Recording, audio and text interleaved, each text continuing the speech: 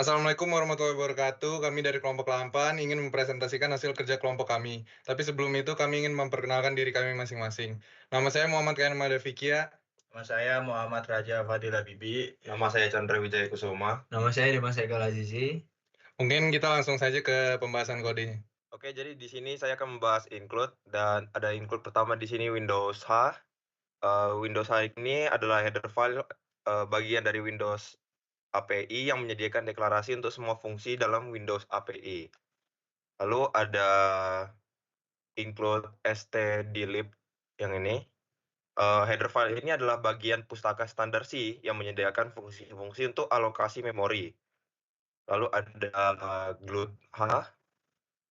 glutH ini berguna untuk termasuk bagian dari OpenGL Unity Toolkit atau GLUT yang menyediakan antarmuka untuk menulis aplikasi grafik yang menggunakan OpenGL. Lalu di sini ada include GL atau GL.h. Header ini merupakan bagian pustaka OpenGL yang menyediakan fungsi-fungsi dasar untuk menggambar grafik 2D dan 3D. Lalu ada include CMAT. Include CMAT ini adalah daftar pustaka standar C++ yang menyediakan berbagai fungsi matematika seperti sin, cos, sqrt, dan pow. Lalu di bawahnya ada include bits atau stdc++.h. Header ini adalah trik yang sering digunakan dalam kompetisi pemrograman yang menyetarakan semua header file standar C++ dalam satu langkah. Lalu ada include BMP loader. Header ini digunakan untuk file custom yang mendefinisikan dalam proyek Anda yang berisi deklarasi untuk memuat dan menangani file bitmap. Lalu di sini ada string yang dimana berguna untuk memanipulasi string dan include string. String ini digunakan untuk menyediakan kelas untuk operasi input-output berbasis string. Lalu ada deklarasi variabel global dari sini sampai sini. Dan di sini berguna untuk menyimpan identifikasi objek atau tekstur, dan rot adalah variabel untuk yang menyimpan nilai rotasi objek. Variabel boolean pause dan start yang masing-masing diinisialisasi dengan false dan true. Posisi kamera diatur menggunakan ZZ, YY, dan XLOOK, di mana ZZ digunakan untuk diinisialisasi dengan 50, YY dengan 2, dan XLOOK dengan 0.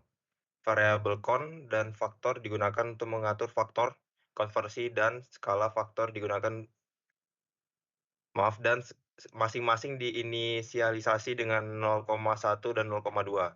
Posisi mata kamera dan posisi objek diatur menggunakan kombinasi XLOOK dan ZZ. Jadi selanjutnya saya akan menjelaskan pada bagian kode variabel yang dimulai dari integer AngelX ini. Bagian tersebut adalah bagian deklarasi variabel dan array yang diperlukan untuk mengatur tampilan dan interaksi dalam aplikasi OpenGL. Variabel-variabel seperti AngelX, AngelY, dan AngelZ menyimpan sudut rotasi objek window, dan window adalah ID untuk jendela OpenGL. Void mengontrol mode kawat, dan shape mengatur penampilan titik. Nah, setelah itu pada kurva Bezier, konstanta dan variabel lainnya seperti L, DGRE, NEPPT, dan juga NT, Ntheta, dan counter digunakan dalam pengaturan kurva dan animasi. Array ctr points menyimpan koordinat titik kontrol kurva Bezier. Selain itu, terdapat variabel-variabel untuk mengatur posisi dan orientasi kamera, seperti EX, EY, EZ, LX, LY, LZ, HX, dan juga HZ. Serta variabel-variabel lain yang berkaitan dengan pemetaan koordinat antara layar dan dunia 3D. Nah, yang itu ada bagian fungsi. Nah, di bagian fungsi ini dimulai dari void SCS atau CS ini. Nah, di sini kodenya panjang, jadi sampai CD, nah itu panjang sampai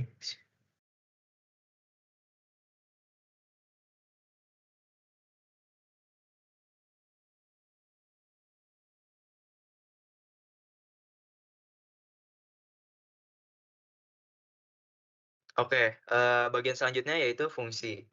Nah, fungsi itu dimulai dari ini, void SCS atau CS, sampai ke bawah itu panjang. Nah, ini memang lumayan panjang jadi nah, jadi bagian dari sini nih. Oke. Nah, ini yang saya tandai, ini merupakan kode yang bagian dari fungsi. Nah, bagian kode tersebut ini terdiri dari beberapa definisi fungsi yang digunakan dalam program fungsi SCS2WES yang bertanggung jawab untuk mengonversi koordinat dari layar ke dalam koordinat dunia dalam ruang 3 dimensi. Selanjutnya, fungsi NCR digunakan untuk menghitung kombinasi dari N elemen yang dipilih R elemen pada setiap iterasi dalam perhitungan kurva Bezier. Nah, terus selanjutnya, fungsi Bezier curve adalah implementasi dari kurva Bezier yang menghitung koordinat titik pada kurva Bezier berdasarkan parameter T. Fungsi set normal mengatur vektor normal untuk permukaan pada objek 3D. Nah, yang penting untuk menentukan pencahayaan dan bayangan pada objek tersebut. Dan terakhir ada fungsi ini bottle Bezier. Nah, fungsi tersebut digunakan untuk menggambar objek botol menggunakan kurva Bezier, di mana kurva Bezier menentukan bentuk dan permukaan objek botol. Yang selanjutnya itu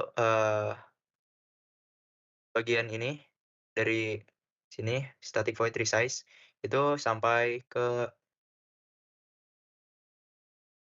ke bawah sampai di sampai di sini sampai void circle 3D itu merupakan bagian dari fungsi juga. Nah, pada bagian ini fungsi resize digunakan untuk menangani peristiwa perubahan ukuran jendela. Fungsi ini memperbarui viewport dan matriks proyeksi OpenGL untuk memastikan proporsi tampilan tetap sesuai dengan perubahan ukuran jendela. Selanjutnya, terdapat definisi array yang menyimpan koordinat titik-titik sudut kubus dalam 3 dimensi, yaitu VCube, serta array C-index yang menentukan indeks titik-titik untuk menggambar permukaan kubus. Selanjutnya itu ada fungsi getNormal 3P. Ini di bagian ini getNormal 3P digunakan menghitung vektor berdasarkan 3 titik yang diberikan. Selanjutnya itu ada fungsi drawCube. Nah, drawCube ini menggambar kubus dengan warna dan tekstur tertentu menggunakan permukaan yang dihitung sebelumnya. Selanjutnya itu ada fungsi untuk load tekstur. Nah, fungsi ini digunakan juga untuk membuat tekstur dari file gambar dan menerapkannya pada objek dalam OpenGL. Dan selanjutnya itu ada fungsi rotation. Nah, fungsi ini berfungsi untuk mengatur rotasi objek dalam 3 dimensi berdasarkan perubahan sudut tertentu. Dan yang selanjutnya itu ada silinder 3D, dan juga circle 3D yang berfungsi untuk menggambar silinder dan lingkaran dalam ruang 3 dimensi masing-masing dengan properti materi dan tekstur yang ditemukan sebelumnya. Oke, yang selanjutnya itu ada void tree dari sini, void tree, lalu void tire, dan juga void ref.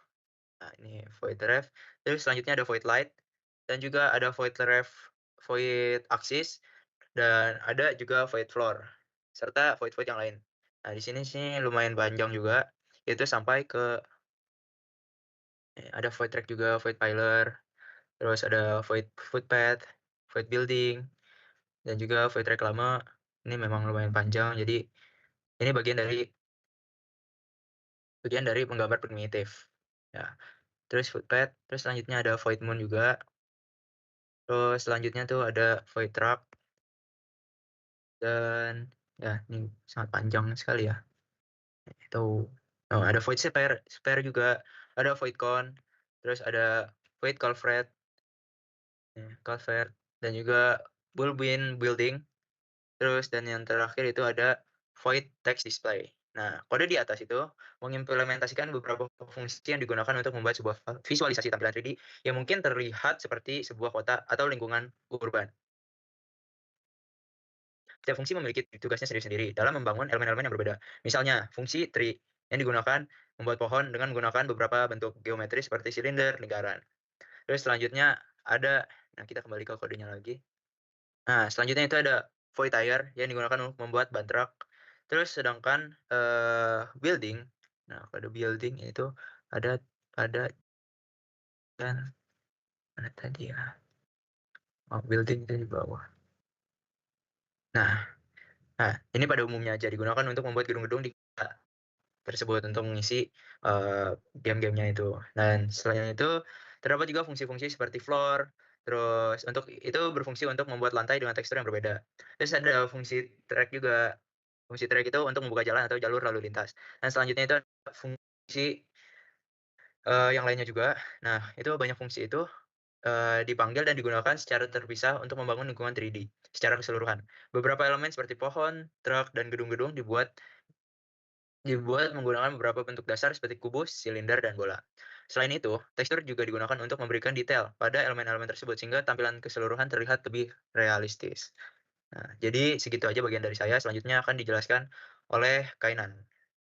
Oke, sekarang saya akan menjelaskan tentang lighting.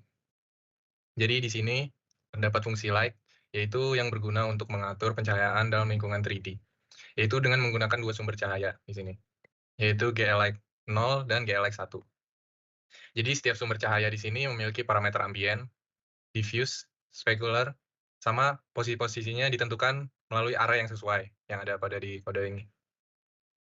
Jadi nilai-nilai parameter tersebut yang menentukan intensitas dan posisi cahayanya dalam ruang 3D-nya. Jadi setelah nilai parameternya diatur, sumber cahayanya diaktifkan, dan parameter itu diterapkan menggunakan fungsi GL enable ini, yang ada di kode ini. Terus selanjutnya, fungsi light ini juga buat pengaturan pencahayaan yang diperlukan buat objek-objek dalam lingkungan 3D agar terlihat realistis. Mungkin itu dulu saja untuk lighting. Baik, di sini bagian selanjutnya akan saya jelaskan yaitu bagian tekstur dan transformasi objek. Jadi di sini kode-kode di sini misalnya dimulai dari di sini itu ada obstacle nomor 1 itu, obstacle nomor 1, 2, dan seterusnya itu tuh digunakan untuk mengatur perilaku objek-objek di dalam rintangan yang ada di dalam game. Setiap bagian kode itu menginisialisasi dan mengatur posisi objek rintangan di lintasan tertentu. Objek-objek ini ditetapkan dalam posisi yang berbeda-beda menggunakan variabel slide, loop yang mengatur posisi horizontal dan vertikal objek relatif terhadap posisi kamera pemain, atau X loop, dan posisi lintasan ZZ. Selanjutnya, kode-kode ini, bagian obstacle ini itu memeriksa apakah pemain bertabrakan dengan objek rintangan tersebut. Jika bertabrakan, nilai nyawa pemain akan dikurangin dan posisi pemain diperbarui sesuai dengan aturan permainan. Selain itu terdapat interaksi antara objek dengan rintangan di mana beberapa objek mungkin bergerak atau berputar dalam lintasan tertentu. Secara keseluruhan, kode tersebut bertujuan untuk meningkatkan tingkat kesulitan permainan dengan menambahkan rintangan dan membuat pengalaman permainan jadi lebih menarik bagi pemain. Untuk bagian selanjutnya yaitu interaksi objek. Di sini fungsi key di sini itu merupakan fungsi yang menangani input keyboard. Ketika pengguna menekan tombol, maka objek-objek di sana itu akan bergerak seperti contohnya di sini. Misalnya W, A, S, D itu untuk W untuk jalan ke depan atau nitro, kanan, kiri, dan seterusnya. Setiap kali ada perubahan karena input keyboard, GLUT post air display dipanggil untuk meminta GLUT untuk melakukan pembaruan tampilan. Fungsi idle dijalankan secara terus-menerus saat aplikasi tidak sedang berinteraksi langsung dengan pengguna, seperti rotasi objek atau pergerakan objek tertentu. Pada contoh ini, fungsi idle digunakan untuk mengatur perputaran, rotate, dan pergerakan moving. Dan kemudian minta GLUT untuk melakukan pembaruan tampilan. Ini untuk fungsinya, GLUT air display. Oke, sekian. Bagian selanjutnya. Oke, selanjutnya saya akan menjelaskan tentang kamera. Jadi, kode kamera tersebut adalah bagian yang mengatur pengaturan kamera dalam aplikasi grafis menggunakan OpenGL. Jadi, variabel seperti ZZ, YY, dan Xloop itu digunakan untuk mengontrol posisi kamera dari titik pandang kamera dalam ruang 3D. Selanjutnya, ada juga variabel EX, EY, EZ, LX, LY, LZ, HX, HY, dan HZ yang digunakan untuk mengontrol posisi arah pandang dan orientasi kamera. Terus juga ada fungsi glue, look at, itu ada di sini. Jadi fungsi ini itu digunakan untuk mengatur pandangan kamera, yang dimana nanti parameter pertamanya itu mewakili posisi kamera, parameter keduanya mewakili titik pandang kamera, dan parameter ketiganya mewakili arah atas kamera. Jadi keseluruhan kode tersebut bertujuan untuk mengatur posisi pandangan kamera dalam aplikasi yang digunakan dalam OpenGL. Oke, jadi, selanjutnya saya akan menjelaskan bagian main-nya. Di sini bisa dilihat ini ada INT main-nya. Lalu di sini ada Gloat init, ini berguna untuk menginisialisasi Gloat-nya dengan menentukan ukuran, posisi, dan mode tampilan. Nih, jadi yang ini untuk ngatur size-nya, ukurannya, lalu ini posisi Gloat-nya. Lalu di sini ada RGBI, ini untuk penentuan warnanya. Lalu di sini ini hanya seperti sebuah penamaan Car Game by Boyd. Nah, lalu di bawah sini ada shade modelnya dan dan sisanya di sini hanya load tekstur. Tekstur ini merupakan sebuah gambar yang sudah dikonversi jadi BMP, jadi bukan PNG atau JPG. Dan di sini ada Gloat main loop-nya. Jadi dia game-nya itu seperti, jadi andai ada tekstur A, lalu ntar jika sudah selesai lewat gitu, nanti ada muncul lagi. Nah, disitulah kegunaan looping-nya. Lalu di sini ada exit untuk selesai. Baik, di sini kita akan coba compile dan run code-nya.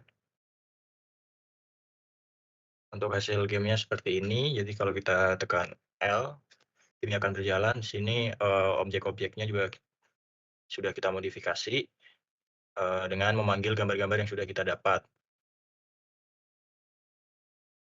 Jadi kalau misalnya kita nyawanya nabrak objek di sini 3 kali, maka akan game over. Kita coba. Nah, tampilannya akan seperti ini. Jadi akan tampil tulisannya habis, score, dan untuk restart. Nah, untuk kameranya kita juga bisa mengatur di sini dengan set keyword N sama M. Sini kameranya akan berganti sebelah kanan dan sebelah kiri. Oke, kurang lebih seperti itu game yang sudah kami buat. Kurang lebihnya dari kelompok kami mohon maaf. Assalamualaikum warahmatullahi wabarakatuh.